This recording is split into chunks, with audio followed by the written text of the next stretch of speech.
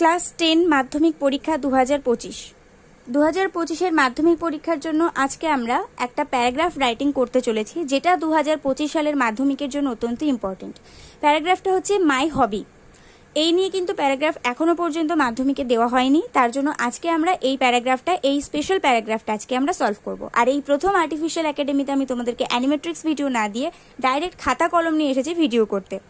তো এটা হচ্ছে আমাদের ফার্স্ট অ্যানিমেট্রিক্স ভিডিও বাদ দিয়ে আমরা খাতা কলম নিয়ে ভিডিও করতে এসেছি। তো চলো আজকের ভিডিও শুরু করা যাক। তার আগে যারা চ্যানেলে নতুন, চ্যানেলটিকে সাবস্ক্রাইব করে দাও এই ধরনের নতুন নতুন প্রবন্ধ রচনা বা ইংলিশ রাইটিং পাওয়ার জন্য।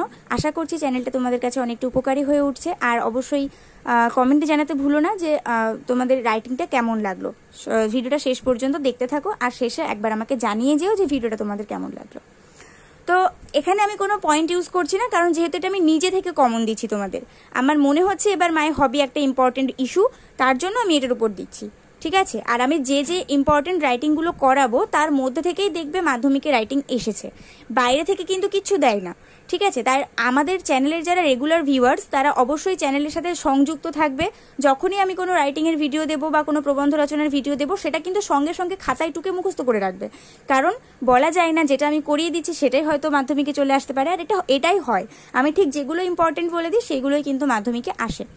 তো চলো প্রথমে কি হবে, hobby is an activity. Hobby হলো এমন একটা ক্ষেত্র বা এমন একটা কাজ which one takes part in, যেটার মধ্যে একজন অংশ নেয় তখনই for satisfaction and enjoyment when they are not working. যখন কেউ কাজ করছে না, যখন কেউ কোনো কাজ করছে না, শুধুমাত্র সন্তুষ্টি এবং আনন্দ লাভের জন্য যদি কেউ কোনো কাজ করে তাহলে সেটাকে আমরা হবি বলি। ইট ক্যান বি কুকিং, এটা রান্না করা হতে পারে, গার্ডেনিং, বাগান তৈরি করা হতে পারে, প্লেইং স্পোর্টস, খেলা করা হতে পারে, অ্যান্ড কালেক্টিং স্ট্যাম্পস এবং স্ট্যাম্প কালেক্ট করাও হতে পারে। There are no rules about what makes a good hobby. তো একটা ভালো শখ তৈরি করার ক্ষেত্রে কিন্তু কোনো নিয়ম রক্ষা করতে হয় না। If I had to choose my top hobby from the many I enjoy, যদি আমার উপভোগ করা অনেক কাজের মধ্যে থেকে আমাকে একটা নিজের শখ বলে বেছে নিতে হয়, it would definitely be singing classical music. এটা অবশ্যই রবীন্দ্রসঙ্গীত গাওয়াটা একটা খুব ভালো আমার একটা শখ। আমি এখানে রবীন্দ্রসঙ্গীত গাওয়া নিয়ে লিখছি। তোমরা যে কেউ ছবি আঁকতে ভালোবাসো, কেউ নাচতে ভালোবাসো, ডান্স করতে, কেউ ধরো গার্ডেনিং করতে ভালোবাসো, স্ট্যাম্প কালেক্ট করতে ভালোবাসো, ক্রিকেট খেলতে ভালোবাসো, ফুটবল খেলতে ভালোবাসো, রান্না করতে ভালোবাসো, যা খুশি হোয়াট এভার তুমি এখানে অ্যাড করতে পারো। শুধু সেই বিষয়ে তোমাদেরকে প্যারাগ্রাফটা লিখতে হবে।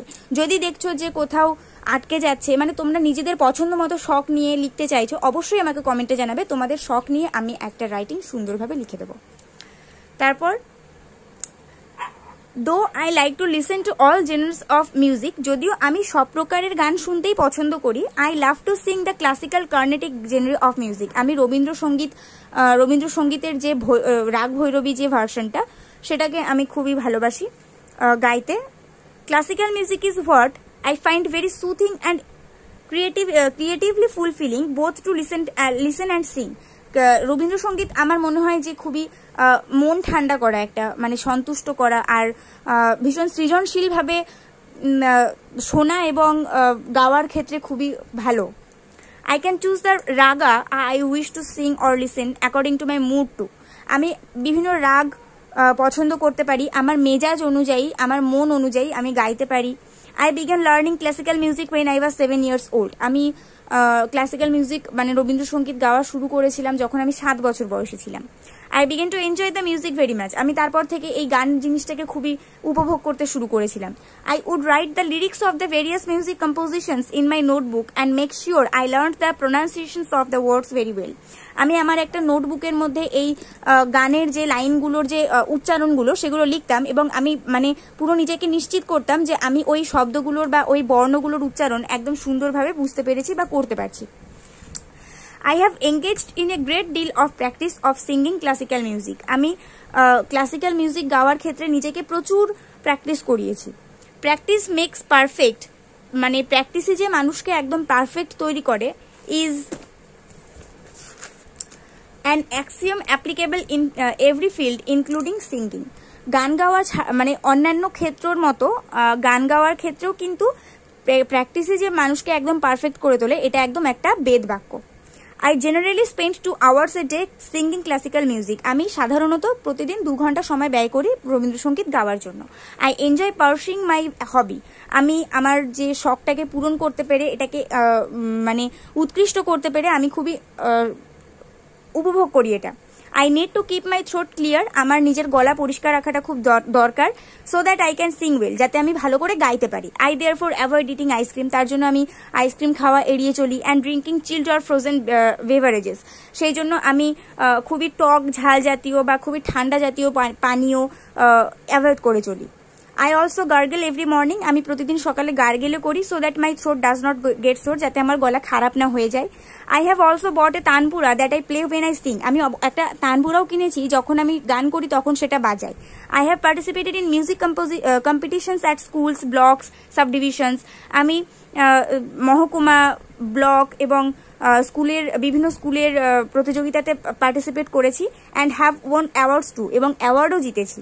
I am grateful to my music teacher. আমি আমার গানের শিক্ষকের কাছে খুবই কৃতজ্ঞ। And my parents who have supported me and encouraged me at all times. এবং আমার বাবা মায়ের প্রতিও আমি খুব কৃতজ্ঞ, যারা আমাকে সবসময় এই ব্যাপারে সাপোর্ট করেছে।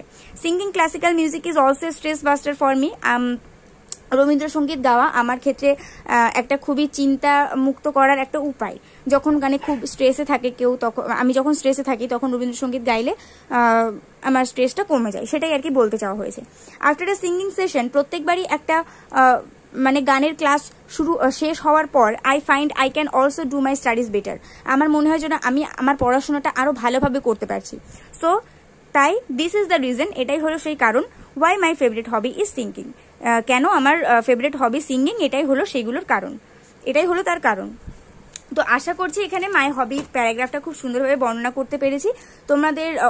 তোমাদের নিজেদের শখ অনুযায়ী তোমরা লিখবে। আর এই ভিডিওটাতে একটা করে লাইক করে দিয়ে বন্ধুদের সঙ্গে অনেক শেয়ার করে দিও। নেক্সট ভিডিওতে দেখা হবে।